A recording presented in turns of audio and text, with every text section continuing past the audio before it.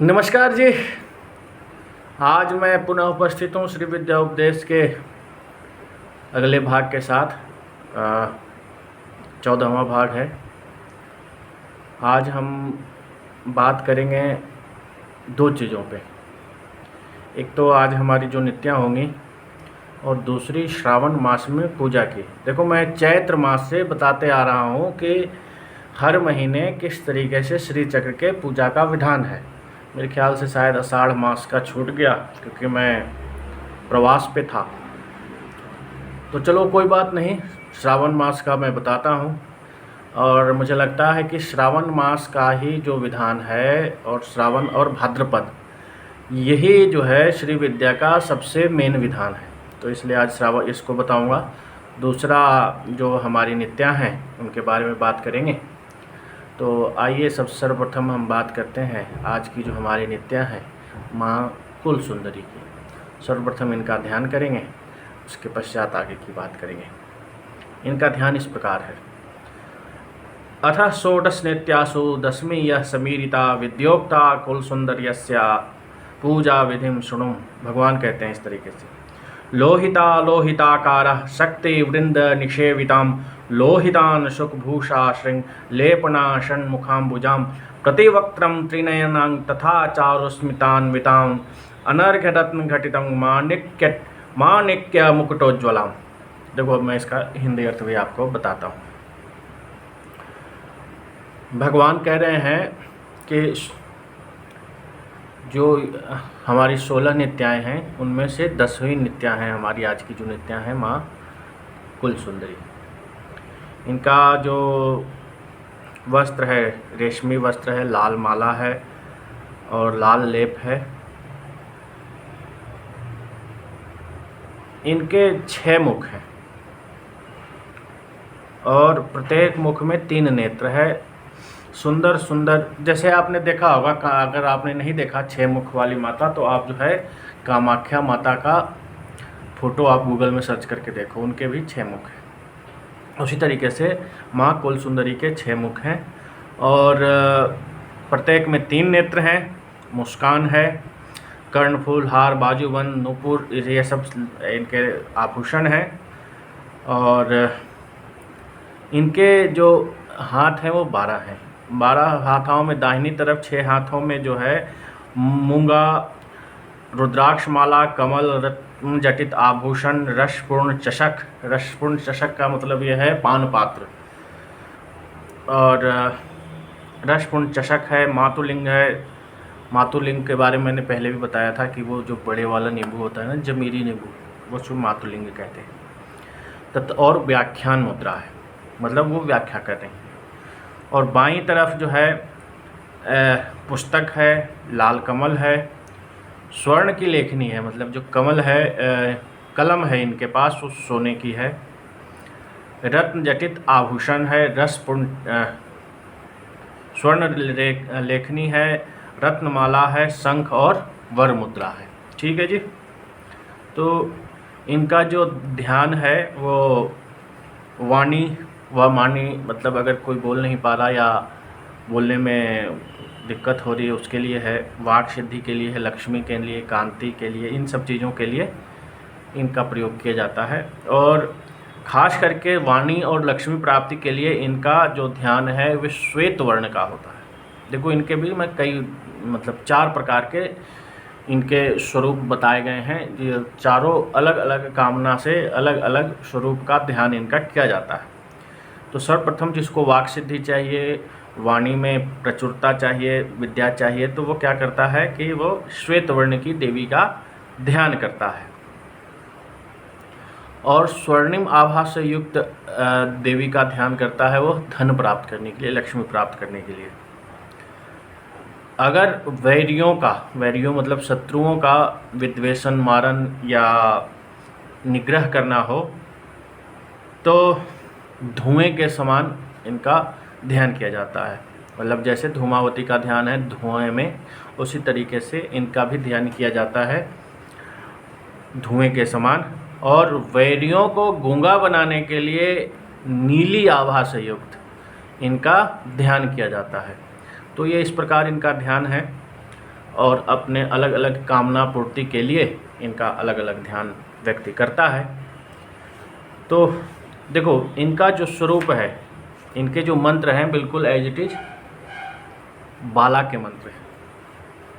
थोड़ा आश्चर्य होगा आप लोगों को कि इनका जो मंत्र है वो बाला का मंत्र है। सबको पता होगा, गूगल में सब सर्च कर सकते हो, तो इसलिए मैंने बताया कि बाला का मंत्र है। 3 लाख का पुरस्चरण है मात्र। आपको पता ही है बाला का मंत्र 3 अक्षर का है, तो 3 लाख का पुरस्चरण होगा। और इनकी जो शक्तियां हैं, इनकी 11 शक्तियाँ, परिवार शक्तियाँ इनको घेरे रखती हैं। इनका यंत्र जो है, इसमें 2 त्रिकोण है नीचे की तरफ, 1 त्रिकोण है ऊपर की तरफ, अष्टदल कमल है, और बाकी जो भूपुर होता है वो है, इनमें 2 ही भूपुर है और 10 दिक्पाल है। तो जो इनकी परिवार शक्तियां हैं उनका नाम है इस तरीके से।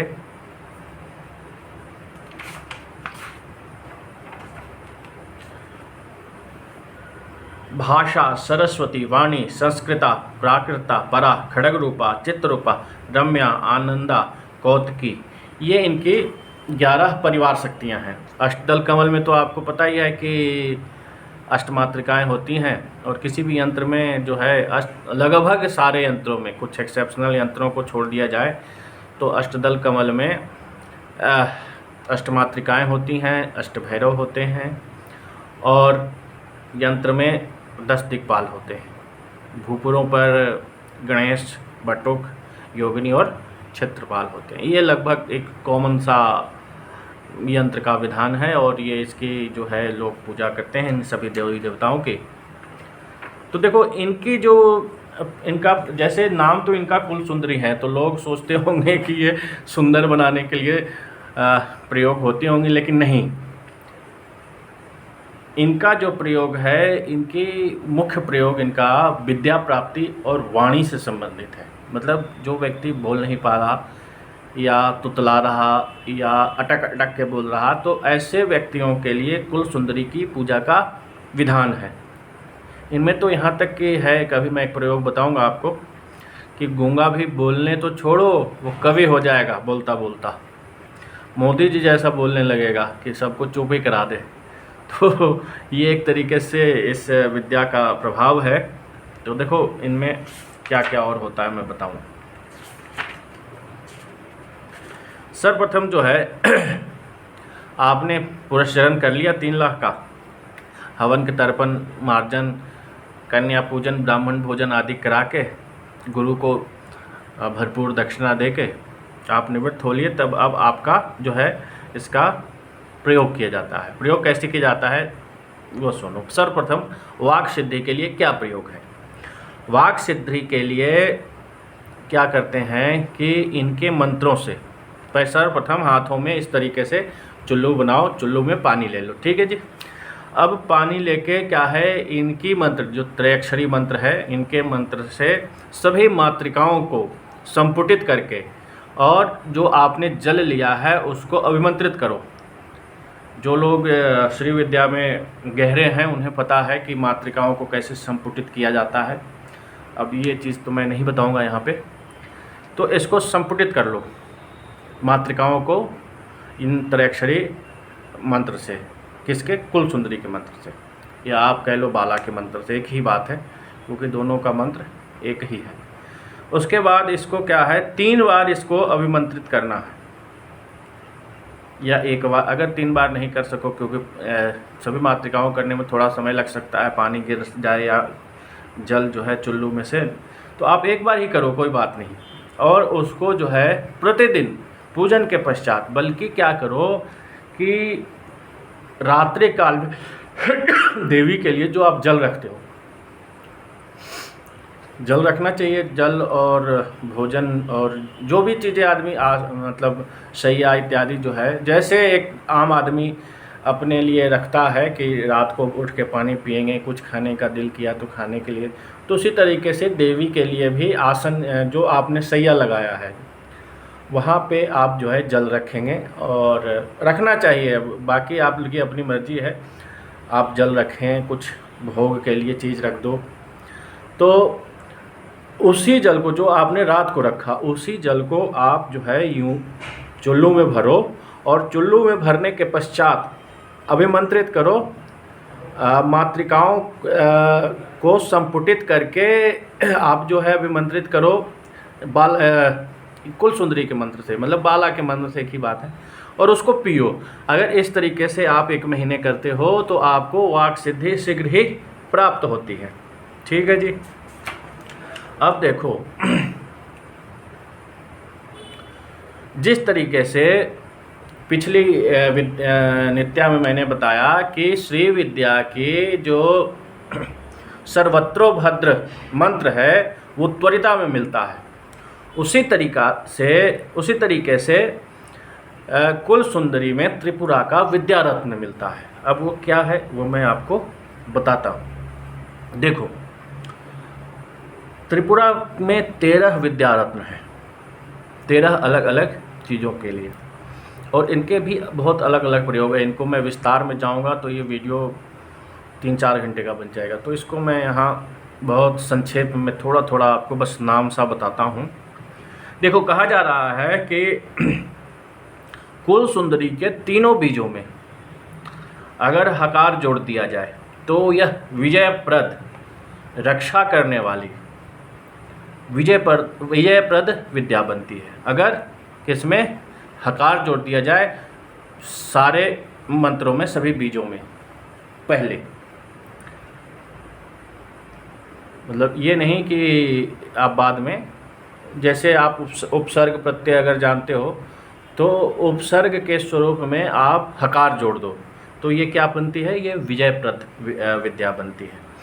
अब तीनों बीज में अगर आप सकार जोड़ देते हो, सकार जोड़ दो तो यह जो है विश्व चिन्मयी विद्या बनती है। उसके पश्चात देखो,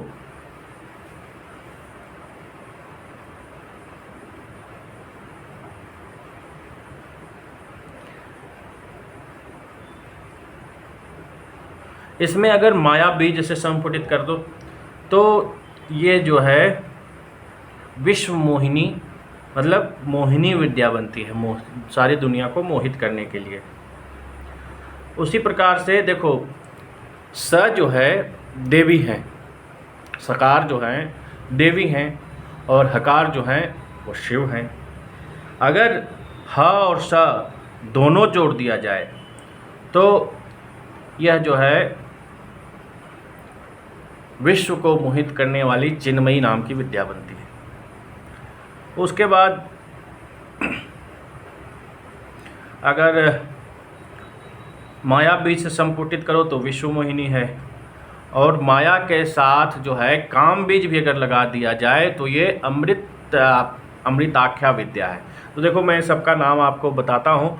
जो 13 रत्न हैं त्रिपुरा के, उनके नाम हैं त्रिपुरा कंद विद्या, विजयप्रद विद्या, जीवाख्य विद्या, विश्व चिन्मयी विद्या, विश्वाख्या विद्या, विश्व मोहिनी विद्या, अमृताख्या विद्या, मोहिनी विद्या, शोभिनी विद्या, क्लेदनी विद्या, महोदया विद्या। ये सारी विद्याएं जो हैं ये हमारी कुल सुंदरी में मिलती हैं। अगर इसका मतलब हम अपने आवश्यकता अनुसार इनका प्रयोग कर सकते हैं। अब आ जाओ अब नेक्स्ट पे, एक संपत्तिप्रद विद्या भी है इसमें।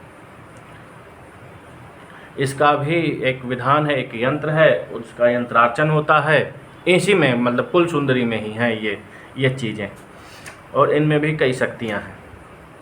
देखो, अब अभी मैंने बताया था आप लोगों को कि गूंगे को, जो व्यक्ति बोल नहीं पा रहा, खास करके जो बच्चे नहीं बोल पा रहे, उन पे ये प्रयोग अवश्य करना चाहिए श्री विद्या के साधकों के द्वारा। देखो, एक औषधि तैयार की जाती है, उस औषधि के बारे में समझो क्या है वो औषधि। 400 ग्राम ब्राह्मी रस, 100 ग्राम वच, 100 ग्राम गाय का दूध और 100 ग्राम घी, ये टोटल मात्रा होता है 700 ग्राम। और इसको ले लो, ये ब्राह्मी रस और वच वगैरह जो है आपको आसानी से पंसारी की दुकान पे मिल जाएगा, जो बड़े पंसारी हैं खास करके। और गाय का दूध और गाय का घी तो आप स्वयं ही जो है निकालो तो बेहतर है, कहीं और से तो खरीदने पर पता नहीं क्या मिलेगा। अगर आपको विश्वास है तो आप प्रयोग ले सकते हो। इसको मिट्टी के बर्तन में धीमी आंच पे जो है इसको पकाना है। सर्वप्रथम क्या करना है कि ये जो मिट्टी का बर्तन लो आप, उसको अंदर से पूरे घी से लेपित कर दो, मतलब घी लगा के चिकना कर दो अच्छे से। उसके बाद ये जो 700 ग्राम का आइटम आपने बनाया है ब्राह्मी वच दूध और घी का, इसको अच्छे से मिक्स करके उसको मिट्टी के पात्र में डाल दो और उसको 3 दिन तक धीमे आंच पे पकाते रहो। और पकाने से पहले इसमें जो है चांदी का पत्र पे, मतलब चांदी पे एक यंत्र बनाओ इनका कुलसुंदरी का, और उसको डाल दो उसमें जो आप मिट्टी का बर्तन है जिसमें ये चीज़ पका रहे हो पकाने से पहले। तो मतलब आपको 700 ग्राम आइटम डालना है और प्राण प्रतिष्ठित यंत्र कुलसुंदरी का चांदी में, और उसमें डाल के 3 दिन तक लगातार धीमी आंच पे पकाते रहना है। जब यह पक जाए और इसका कुछ शेष मतलब बच जाए, धीमी आंच पकाना, बहुत तेज़ नहीं पकाना है, नहीं तो वो हो सकता है। बहुत हल्के धीमी आंच पे इसको 3 दिन तक पकाते रहो, फिर इसको उतारो और इसको मतलब आप अपने एक शीशे के या किसी उस तरीके की चीज़ जो मतलब घर्षण रोधी हो, जिनमें चीज़ें नहीं हो, एक एयर टाइट डब्बे में आप इसको रख लो।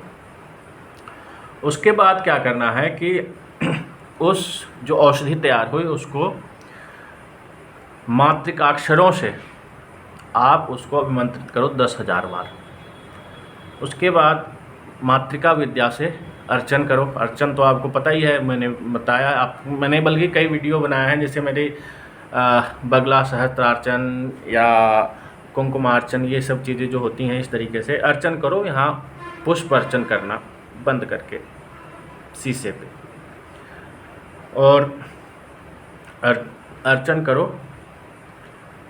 और अर्चन करने के बाद इसको आप बिल्कुल, ये अब औषधि रेडी हो गई। अब इसमें से प्रतिदिन 12 ग्राम औषधि को मातृकाक्षरों द्वारा कुलसुंदरी की विद्या से संपुटित करके 3 बार इसको खिलाया जाए उस व्यक्ति को जो बोलने में सक्षम नहीं है। तो क्या होता है जी कि ऐसा करने से 1 साल के अंदर गूंगा बोलने तो लगेगा ही, साथ साथ कवि और तेजस्वी भाषण देने वाला हो जाता है। यह विशेष प्रयोग है कुलसुंदरी का श्री विद्या में। ठीक है जी। श्री कुलसुंदरी में क्या हो, 3 चीज़ें हो गई। एक तो जैसे त्वरिता में सर्वत्रोभद्र मंत्र बनता था, देखो विष्णु भगवान का सर्वत्रोभद्र मंत्र अलग है, श्री विद्या में सर्वत्रोभद्र अलग है। तो श्री विद्या में जो सर्वत्रोभद्र मंत्र बना वो मैंने त्वरिता में आपको बताया। अब यहाँ कुलसुंदरी में उसी तरीके से 13 जो हैं आपकी त्रिपुरा विद्या बनी, विद्या रत्न 13 आपको मैंने बताया। उसके अलावा यहाँ एक विशेष प्रयोग बताया गूंगे के लिए, इसको कहते हैं ब्राह्मी घृत उत्पादन विधि। ये कुलसुंदरी में आता है श्री विद्या के। अब आओ भस्म, इसमें एक और प्रयोग है भस्म का। अगर भस्म को मातृका यंत्र से अभिमंत्रित करके प्राण प्रतिष्ठा करके सभी मातृकाक्षरों का जप करके वे मातृकाओं पे लगाया जाए तो आपत्तियों से निवारण होती है। अब देखो जो तीसरा जो सबसे मेन चीज़ है, 2 चीज़ें इसमें बहुत मेन थी, एक तो आपका त्रिपुरा विद्या रत्न और दूसरा जो है ब्राह्मी घृतोत्पादन विधि गूंगे को बोलने के लिए। अब तीसरा जो सबसे मुख्य चीज़ है, आप घोर कष्ट में हो, भयानक संकट आपके जीवन पे आन पड़ा है, और वैसे तो श्री विद्या के साधकों पे संकट आ ही नहीं सकता। अगर भगवती आपने राजराजेश्वरी जिस घर में विराज गई तो उसके ऊपर कौन सा भला संकट आएगा। लेकिन मैं एक ये नॉर्मल बात बता रहा हूँ, किसी अन्य व्यक्ति के लिए भी आप यह प्रयोग कर सकते हैं। तो फिर क्या करते हैं कि एक नवग्रह मंडल बनाते हैं। नवग्रह मंडल बिल्कुल वैसा ही बनता है जैसा वैदिक रीति से भी बनता है। सेम उसी तरीके से आपने नवग्रह मंडल बनाना है और नवग्रह मंडल पे आपने पूजा करनी है।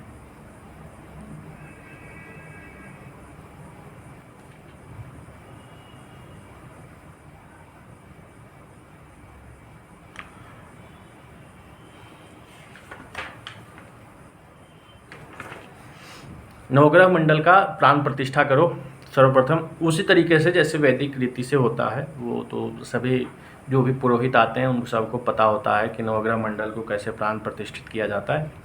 तो आप या तो खुद कर सकते हो अगर आपको जानकारी है तो, नहीं जानकारी है तो आप किसी को बुला लो, नवग्रह मंडल का प्राण प्रतिष्ठा कर लो।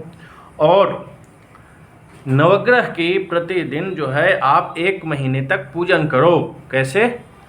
तो पहले तो माया बीज, रमा बीज, तिथि नित्या और सूर्य नारायण का आप ध्यान करोगे और उस तरीके से आपने मतलब रविवार को सूर्य नारायण, सोमवार को चंद्रदेव, उसके बाद मंगल, बुध, गुरु, शुक्र, शनि, इस तरीके से आपने आपको राहु, केतु, इस तरीके से आपको पूजन करना है।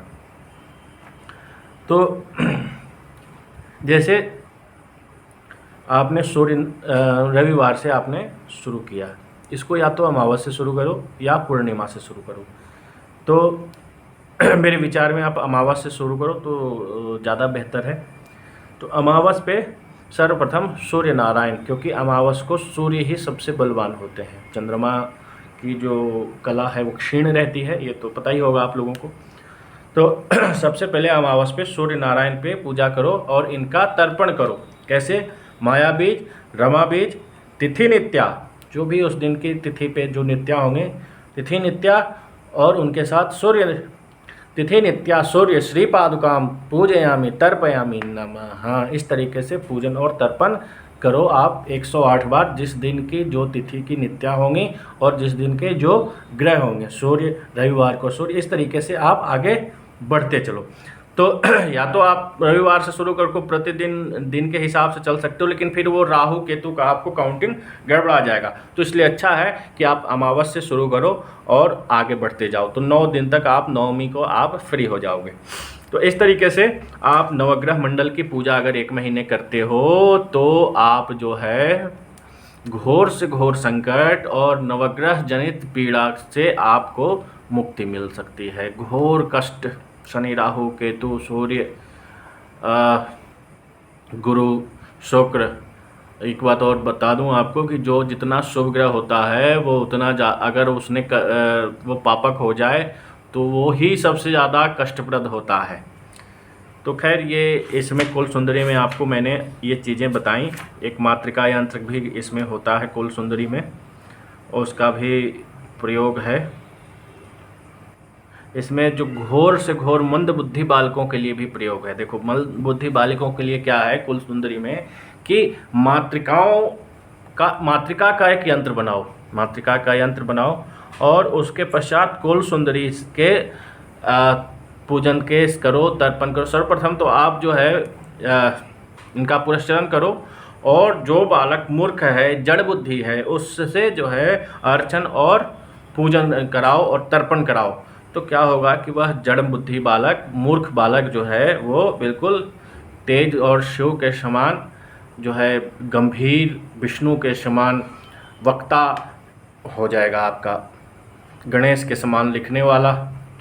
तो इस तरीके से इनका ये प्रयोग है। अब आओ श्रावण मास में क्या होता है। कुल सुंदरी का मैंने बता दिया आपको कि कुल सुंदरी में इस तरीके के ये प्रयोग हैं।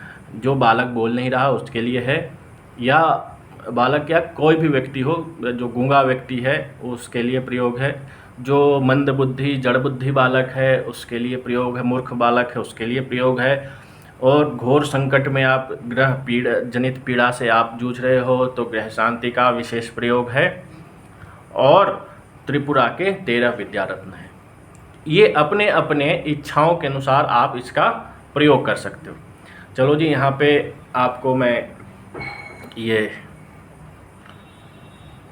अब आओ श्रावण मास में क्या होता है। देखो, इसको और मैं विस्तार से अगली वीडियो में बताऊंगा, लेकिन अभी मैं थोड़ा सा आपको बता दूं, क्योंकि काफ़ी लंबा हो गया कुल सुंदरी का वीडियो, हमें उम्मीद नहीं थी कि इतनी लंबी हो जाएगी। तो देखो, श्रावण मास में ना पवित्रा से जो है देवी का श्री चक्र का पूजन किया जाता है। पवित्रा क्या है? पवित्रा आप समझो एक प्रकार के, मतलब आप सोने की चेन पहनते हैं, उसी प्रकार से पवित्रा जो है सोने के तार के, चांदी के तार की, कपास की या रेशमी धागों की आप बना सकते हैं पवित्रा। इस पवित्रा जैसे हाथ में राखी बांधा जाता है, आप एग्जाम्पल समझो, हाथ में राखी बांधा जाता है तो वो धागे का होता है, कपास के धागे का। आमतौर पे आजकल रेशमी धागे का भी प्रचलन है, लेकिन क्या है कि आम तौर पे कपास के धागे का, सूत का जो है राखी प्रचलित है पुरातन कालों से। उसी तरीके से पवित्रा से पूजन किया जाता है। देखो, श्रावण मास का पूजन वही उठाए जो 45 दिनों तक पूजन श्री चक्र का लगातार कर सके, तभी आप श्रावण मास का जो पूजन है श्रावण महीने में, देखो श्रावण मास में पूरे महीने तो कामेश्वर की पूजा का विधान है, इसमें कहीं कोई दिक्कत या संदेह वाली बात नहीं है। पूरे महीने आप जो है कामेश्वर की पूजा करो, शिव की पूजा करो, मतलब शिव कहने का मतलब जो यहाँ शिव हैं वो कामेश्वर हैं, तो इनका पूजन करना है। और पूर्णिमा से अगले 1.5 महीने तक आपको पूजन करना है श्री चक्र का। तो ये वही लोग उठाएं जो 45 दिन तक लगातार कर सकें, अन्यथा इसको श्रावण पूर्णिमा पे जो विधान होता है उसको ना करें, क्योंकि अगर आपने एक दिन के लिए ये नहीं होता, पूरे 1.5 महीने के होता है। और जो श्री विद्या का जो नवरात्र है, आपको मैं बताऊंगा भाद्रपद मास में जो आने वाला श्री विद्या का 16 दिवसीय जो व्रत होता है, जिसको कई लोग लक्ष्मी व्रत कहते हैं, बट वास्तविक तौर पर वह श्री विद्या का व्रत है 16 दिन का, 16 नित्याओं के लिए, तो वो भी इसमें जो है ऐड हो जाता है। तो इसलिए ये श्रावण मास की जो विद्या है वो वही लोग उठाएं जो 1.5 महीने लगातार कर सकें। अब क्या है इसको मैं अगली वीडियो में बताऊंगा, क्योंकि वीडियो बहुत लंबा हो गया, आधे घंटे का लगभग हो गया है। तो पवित्राओं से पूजन कैसे की जाती है, किसके लिए क्या प्रयोग है, ये सब मैं आपको अगली वीडियो में बताऊंगा। तो अभी तो श्रावण मास चल रहा है आगे, और अधिक मास में जो है भगवान विष्णु और भगवान शिव के, जो श्री विद्या वाले हैं वो भगवान विष्णु, और अपने विद्या में जो आपके विद्या में शिव हैं कामेश्वर, और जो भैरव हैं आपके, उनका पूजन आप करते रहें। और अगले जो श्रावण मास की पूर्णिमा आएगी, उस पूर्णिमा से आपको विशेष रूप से श्री चक्र की स्वामी त्रिपुर सुंदरी का पूजन करने का विधान बताया गया है। तो वो मैं बताऊंगा आपको अगली वीडियो में। तब तक के लिए धन्यवाद। श्री मात्रे नमः। जय मां।